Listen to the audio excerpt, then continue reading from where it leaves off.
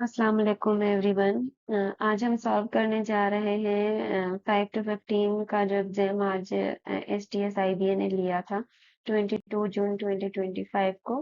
तो पहला पोर्शन जो हमारे पास है वो इंग्लिश का है। उसमें से 1 to 40 क्वेश्चंस आपके इंग्लिश के पोर्शन में थे।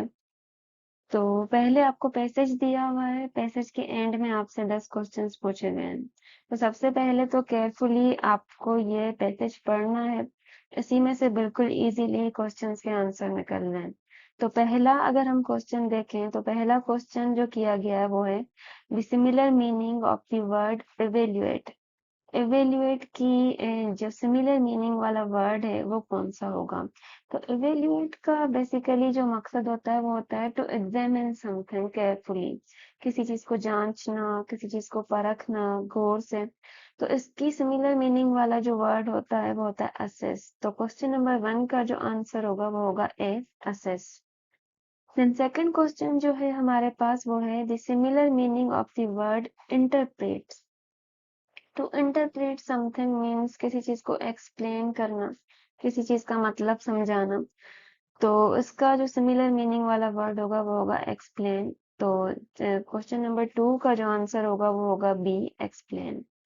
देन थर्ड क्वेश्चन अगर हम देखें तो वो है the similar meaning of the word sovereign. Sovereign का मकसद होता है कि कोई ऐसी चीज जो जिसका पावर ज्यादा हो, जिसकी अथॉरिटी बहुत ज्यादा हो, या हम ये कह सकते हैं कि जो इंडिपेंडेंट हो, जो अपने फैसले खुद करना जानता हो। तो ऑप्शंस में हमारे पास ऑप्शन ए है main, option B minor, option C significant, option D subordinate.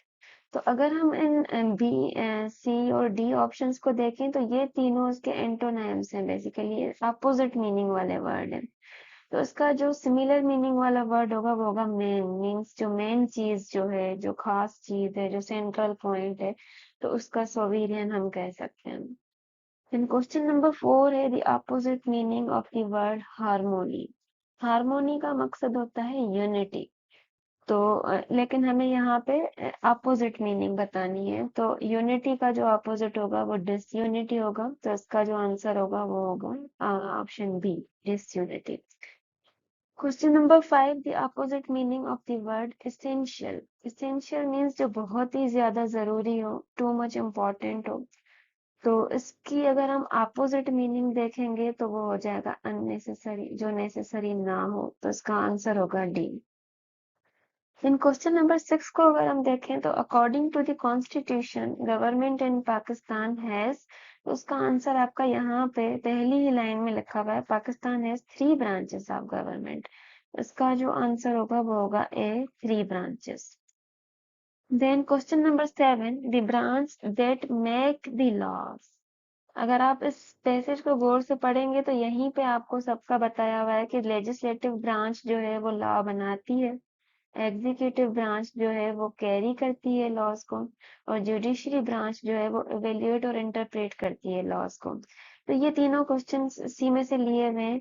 वो ब्रांच जो लॉ बनाती है उसको हम कहते हैं legislative branch.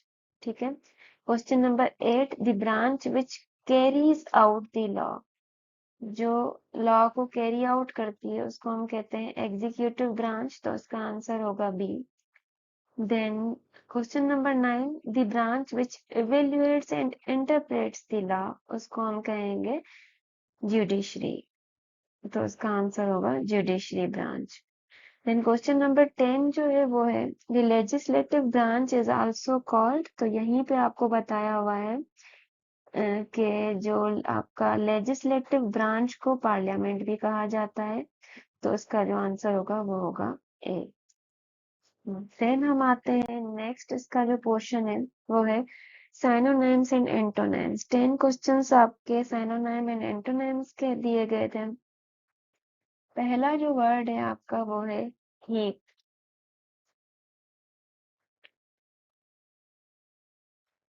Synonym of the word heap.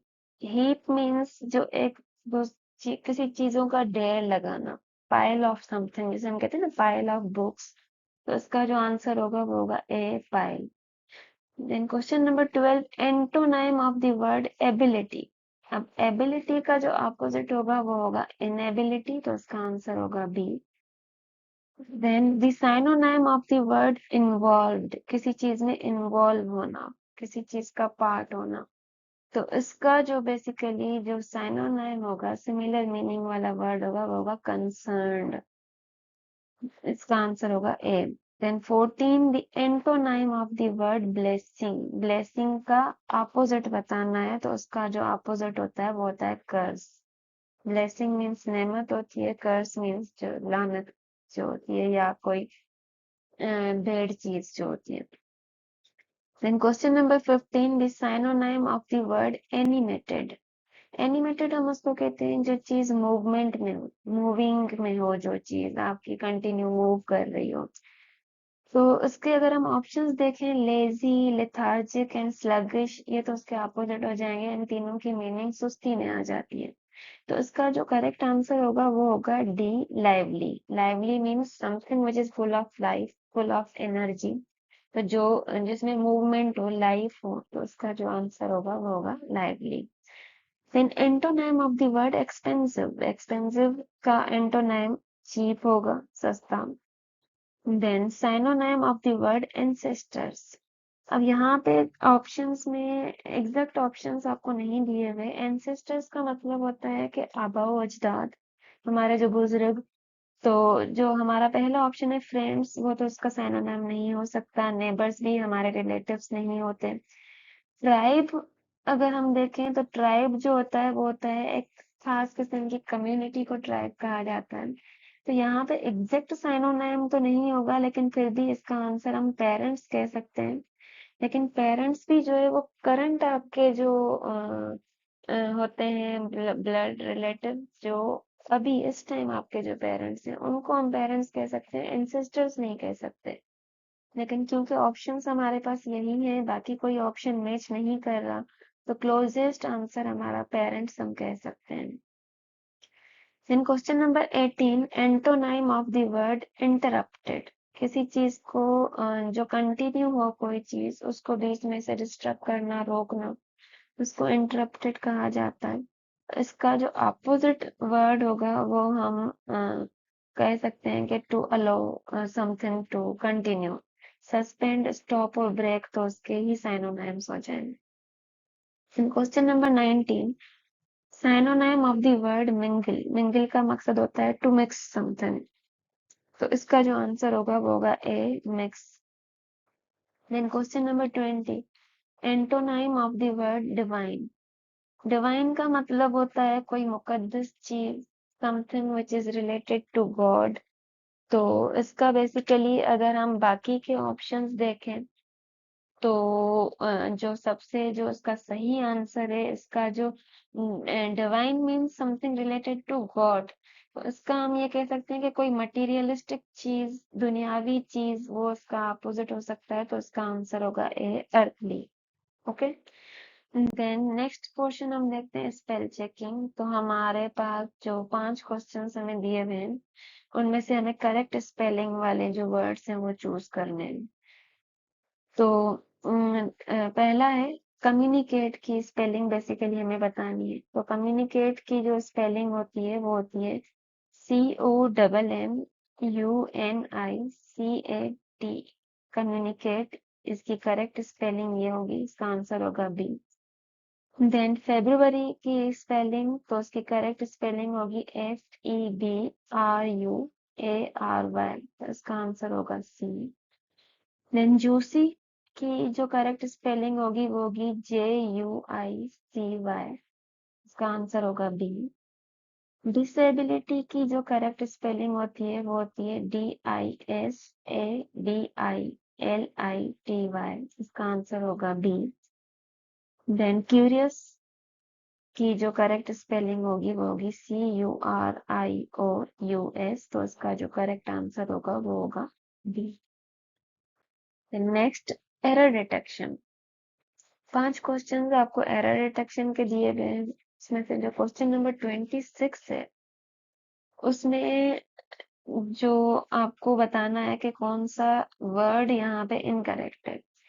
तो 26 जो we made our self tea and talked about good old days. यहाँ पे we जो है ये आपका बेसिकली प्लूरल है। we आपका प्लूरल है, तो प्लूरल के साथ हमेशा आपका जो वर्ड यूज होगा वो यूज होगा अवर सेल्व्स यूज होगा, अवर सेल्व्स यूज होगा। सॉरी मेरा पेन, सॉरी। ओके, तो 26 में हमारे पास क्योंकि यहाँ पे we यूज किया हुआ है तो we प्लूरल है, तो इसलिए हमारा जो प्लूरल के साथ अवर सेल्फ नहीं यूज होगा, यहाँ पे यूज होगा अवर सेल्व्स। तो इसमें जो आपका जो एरर है बेसिकली वो कौन सा एरर है आपका, वो है अवर सेल्फ। तो इसका हमारे पास आंसर होगा ए। ए जो है वो यहाँ पे इनकरेक्ट है। देन क्वेश्चन नंबर 27 हमारे पास है, he was, question number 27, he was thirsty so he drank many water। अब यहाँ पे जब भी वाटर का लफ्ज यूज होता है तो वाटर के लफ्ज के साथ many यूज नहीं होता। many आपका कब यूज होता है, जब कोई ऐसी चीज हो जो आप काउंट कर सके, many बुक्स या समथिंग। तो यहाँ पे जब अगर हम वाटर के साथ हमें लिखना है तो वाटर के साथ हम लिखेंगे मच वाटर, तो many वाटर नहीं कह सकते।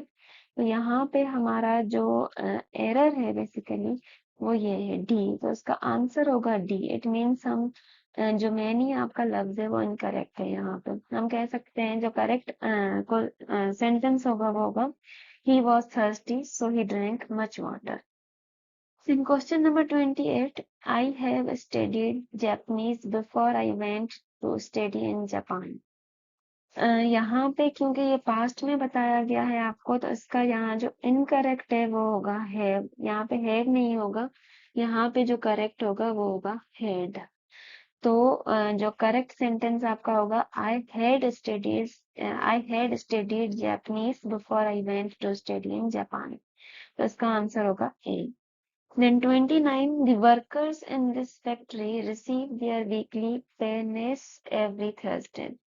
पेनेस वर्ड जो है यहाँ पे वो गलत है। पे होता है जिसकी मीनिंग होती है तनख्वाह, सैलरी। तो यहाँ पे नेस नहीं आएगा, ओनली आएगा पे। तो इस वजह से यहाँ पे जो आपका करेक्ट आंसर होगा वो होगा डी। इट मीन्स ये आपका जो है वो इनकरेक्ट है। यहाँ पे हमें एरर डिटेक्ट करना है basically. Then question number 30, houses shaped like leaves when the earthquake hit the region। अब यहाँ पे हमारा जो शेक्ड है वो इनकरेक्टली यूज किया हुआ है। हमारा यहाँ पे बेसिकली जो आंसर होगा वो ए होगा। वो इसलिए क्योंकि शेक लफ्ज होता है हिलाना, ठीक। बिल्डिंग हिल जाती हैं, जब हाउसेस हिल जाते हैं तो शेक का जो पास्ट फॉर्म होता है वो शुक होता है, शेक्ड नहीं होता। तो इस वजह से यहाँ पे हमारा जो इनकरेक्ट जो एरर है वो ए में है। तो आंसर हमारा होगा ए। और हमारा करेक्ट सेंटेंस होगा houses shook like leaves when the earthquake hit the region। देन हमारा जो पोर्शन है वो प्रीपोजिशंस का है। 31 to 35 5 क्वेश्चंस प्रीपोजिशन के। Question number 31, they stopped outside the park to buy some ice cream। किसी भी चीज को बाय करना, कोई पर्टिकुलर काम करना, तो उसके साथ हम टू यूज करते हैं। तो यहाँ हमारा आंसर होगा B. 32, the rest of the class listened carefully and gave suggestions for improving the plan। जब भी suggestions का वर्ड आता है उसके साथ जो प्रीपोजिशन हम यूज करते हैं वो फॉर यूज करते हैं। Question number 33, Almir and Irtaza decided to go to the nearby forest to enjoy the neutral beauty। तो यहाँ पे जो दोनों प्रीपोजिशंस होंगे वो टू होंगे, तो हमारा करेक्ट ऑप्शन होगा ए। 34, we are going to deal with the challenges we are facing in learning English। जब भी ऐसा कोई सेंटेंस आता है जिसमें डील समथिंग होता है तो डील के साथ विथ लगता है।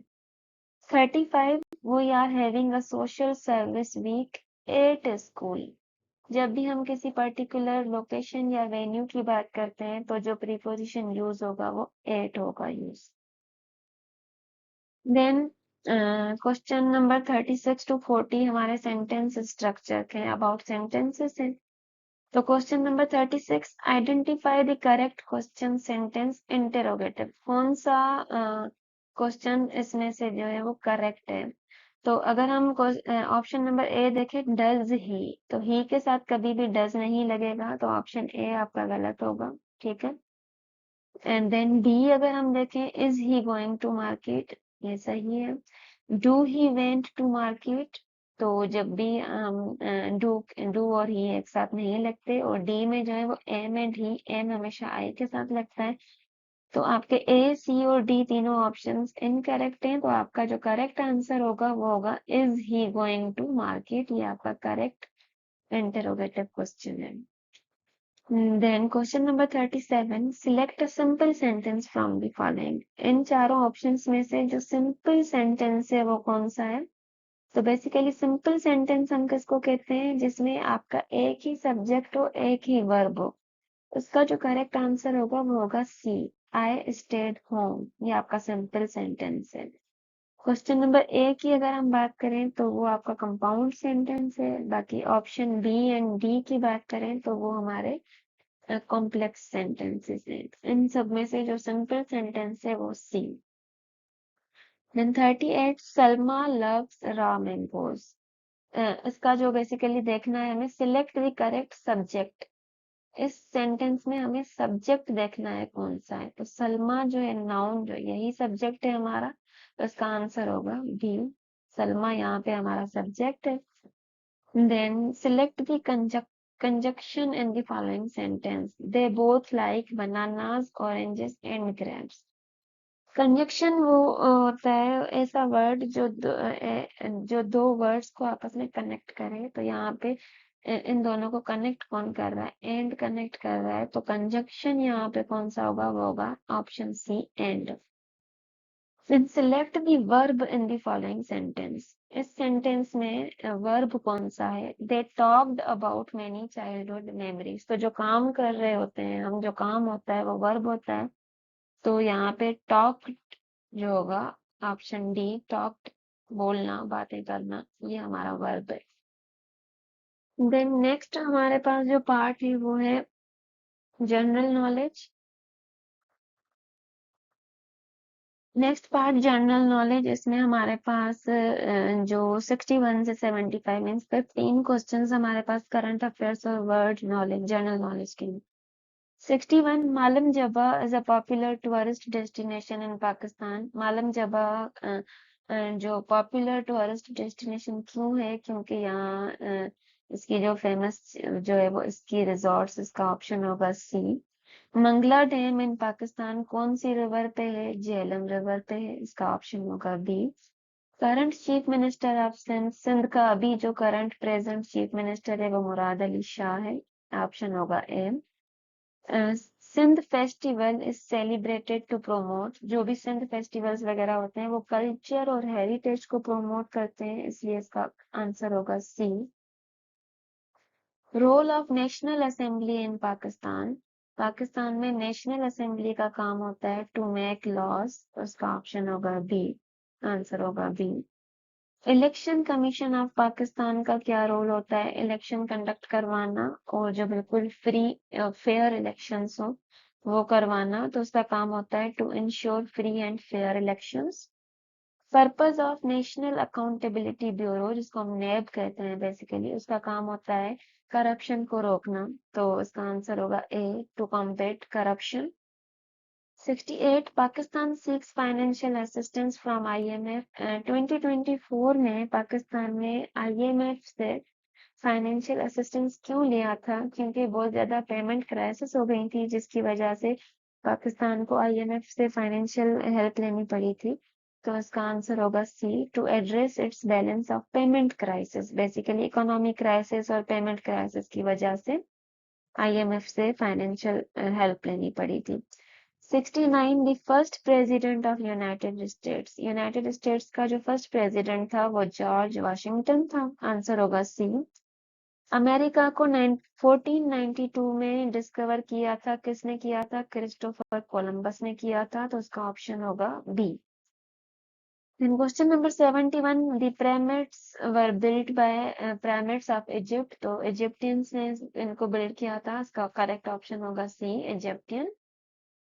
The country that won most FIFA World Cup titles. जो FIFA World Cup का जो टाइटल है वो 5 मर्तबा ब्राजील ने विन किया है. तो सबसे ज्यादा ये टाइटल ब्राजील के पास है. तो इसका करेक्ट ऑप्शन होगा डी, ब्राजील. Then 73 है, the greenhouse effect influences global temperature because. Green house effect में क्या होता है, ग्रीन हाउस गैसेस जो होती हैं वो हीट को ट्रैप करती हैं, जिसकी वजह से एनवायरनमेंट वार्म हो जाता है और उसी की वजह से ग्लोबल वार्मिंग क्रिएट हो रही है. तो इसका जो करेक्ट आंसर होगा वो होगा it traps heat and warms the earth. ये क्या करता है, हीट को ट्रैप करता है, जिसकी वजह से अर्थ का टेम्परेचर बढ़ जाता है. Then question number 74, the primary function of blood. हमारी ह्यूमन बॉडी में ब्लड का जो काम है वो क्या है. ब्लड का काम है ऑक्सीजन और न्यूट्रिएंट्स को एक जगह से दूसरी जगह ट्रांसपोर्ट करना. तो इसका आंसर होगा B, to transport oxygen and nutrients. 75, the plane stays in air. जहाज जो है वो हवा में क्यों रुकता है. वो जो लॉ यूज करता है वो Newton third law of motion, by using air downwards और क्रिएटिंग लिफ्ट. एयर को नीचे की तरफ पुश किया जाता है, जिसकी वजह से लिफ्ट अपवर्ड की तरफ जाती है और आपका प्लेन जो है वो हवा में रहती है. Then question number 76 to 85 everyday science के हैं. 76 क्वेश्चन जो है वो है मेलियस, इनकस एंड स्टेप्स. ये तीनों जो हैं जो बोन्स होती हैं छोटी छोटी, ये मिडिल एयर के पार्ट्स होते हैं. हमारे एयर के जो पार्ट्स हैं वो आउटर एयर, मिडिल एयर और इनर एयर. मिडिल एयर के अंदर ये तीनों बोन्स पाई जाती हैं. Then the correct passage way of sound vibrations. हमारे कानों में जो साउंड की वाइब्रेशंस जो जाती हैं उनका जो पैसेज है वो कौन सा है. पहले वो हम आउटर एयर में जाती हैं, then air drum, then canal, then air bones, then cochlea जो फ्लूइड वाला है, देन वो ब्रेन के पास जाती है. तो इसका आंसर होगा B. 78, the vessels that carry blood away from the heart. हमारे बॉडी में दो तरह की वेसल्स होती हैं, एक वो जो हार्ट से ब्लड को दूर ले जाती हैं और एक वो जो हार्ट की तरफ ब्लड को लेकर आती है. तो वो वेसल्स जो ब्लड को अवे लेकर जाती हैं हार्ट से, उनको आर्टरीज कहा जाता है, और जो करीब लेकर आती हैं उनको वेन्स कहा जाता है. तो इसका आंसर होगा बी.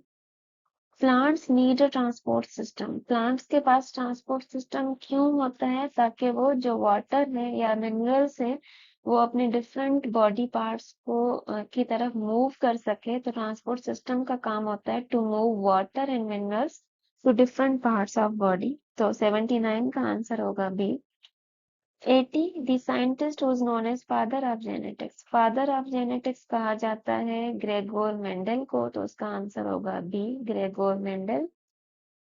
81 जो क्वेश्चन है उसमें है allele A and B control a trait in which the allele A mask the expression of allele B. तो जब भी कोई ऐसा केस आ जाता है जिसमें allele A दूसरे के एक्सप्रेशन को मास्क करे, तो उस केस में वो चीज जो मास्क कर रही होती है एक्सप्रेशन को, उसको हम डोमिनेंट कहते हैं. तो यहाँ पे इसका जो आंसर होगा वो होगा डोमिनेंट एलील. 82, neutron is. हमें पता है कि प्रोटॉन के ऊपर पॉजिटिव चार्ज होती है, इलेक्ट्रॉन के ऊपर नेगेटिव चार्ज होती है, और न्यूट्रॉन जो है वो न्यूट्रल होता है, इस पे कोई चार्ज नहीं होती, नो चार्ज. तो इसका आंसर होगा बी, न्यूट्रल. देन 83 जो क्वेश्चन है वो बेसिकली कैलकुलेशन रिक्वायर्ड है. उसमें mass of 1 mole of water. अगर हम 1 मोल ऑफ वाटर की बात करें तो वाटर H2O, अगर हम वाटर का मॉलिक्यूलर मास निकालें तो हाइड्रोजन का जो मास होगा वो होगा 2, ऑक्सीजन का मास होगा 16, दोनों को हम सम अप करेंगे तो 18. तो जब भी हम किसी भी मॉलिक्यूल का मॉलिक्यूलर मास ग्राम्स में एक्सप्रेस करते हैं तो उसी को हम मोल कहते हैं.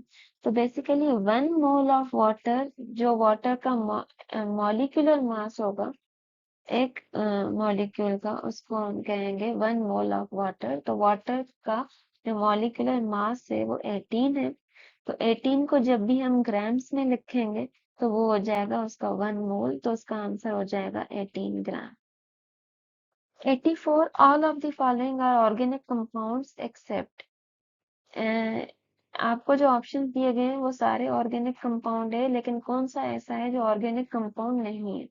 ऑर्गेनिक कंपाउंड्स वो कंपाउंड्स होते हैं जिनमें हाइड्रोकार्बन्स होते हैं, कार्बन भी होता है, हाइड्रोजन भी होता है। तो इथेन भी हमारा हाइड्रोकार्बन है, क्लोरोफॉर्म भी हमारा हाइड्रोकार्बन है, अल्कोहल भी हमारा हाइड्रोकार्बन है। तो ऑप्शन ए, बी एंड सी ये तीनों ऑर्गेनिक कंपाउंड्स है। वाटर जो है हमारा, अभी मैंने उसका फार्मूला लिखा था H2O, इसमें हाइड्रोकार्बन नहीं है तो ये ऑर्गेनिक कंपाउंड नहीं होगा। तो इसका जो करेक्ट ऑप्शन होगा वो होगा D, water. Then 85, the chemical equilibrium is best explained as, अब chemical equilibrium वो स्टेट होती है जिसमें फॉरवर्ड रिएक्शन और रिवर्स रिएक्शन की स्पीड या रेट बराबर होता है। तो इसका जो आंसर होगा वो होगा the reaction in which the rate of reverse reaction is equal to the forward reaction। ऐसा रिएक्शन जिसमें रिवर्स और फॉरवर्ड रिएक्शन दोनों का। ओके, तो नेक्स्ट जो पोर्शन हमारे पास है वो है Islamiyat in Pakistan studies. Question number 86, literal meaning of the Quran. Quran की जो लफ्जी मीनिंग है वो क्या है। तो इसकी जो कुरान की जो लिटरल मीनिंग है वो है टू रिसाइट और टू रीड, पढ़ना किसी चीज को, तिलावत करना। तो उसका आंसर होगा टू रीड। सूरह अल कदर in the Quran is on the number. जो सूरह अल कदर है वो कौन से नंबर पे है, वो है 97th नंबर पे। तो इसका ऑप्शन होगा ए। Then question 88 है, marble that is used to build houses is mainly found from rocks। Basically हम जो मार्बल यूज करते हैं घरों को बनाने के लिए, कंस्ट्रक्शन के लिए, वो कौन से रॉक्स में से मिलती है हमें, वो मिलती है मेटामॉर्फिक रॉक्स में से। उसका आंसर होगा A. Then 89, Victoria waterfall is the largest waterfall in which continent। जो विक्टोरिया वाटरफॉल है वो अफ्रीका का लार्जेस्ट वाटरफॉल है। तो उसका ऑप्शन होगा सी।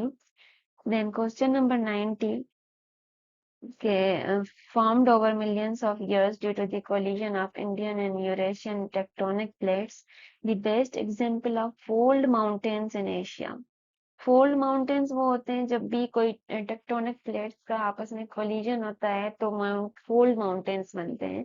तो एशिया में कौन से माउंटेन्स हैं जो फोल्ड माउंटेन्स की एग्जांपल हैं। तो हिमालयाज माउंटेन्स जो हैं बेसिकली वो एशिया में फोल्ड माउंटेन्स की बेस्ट एग्जांपल है। तो उसका करेक्ट आंसर होगा सी।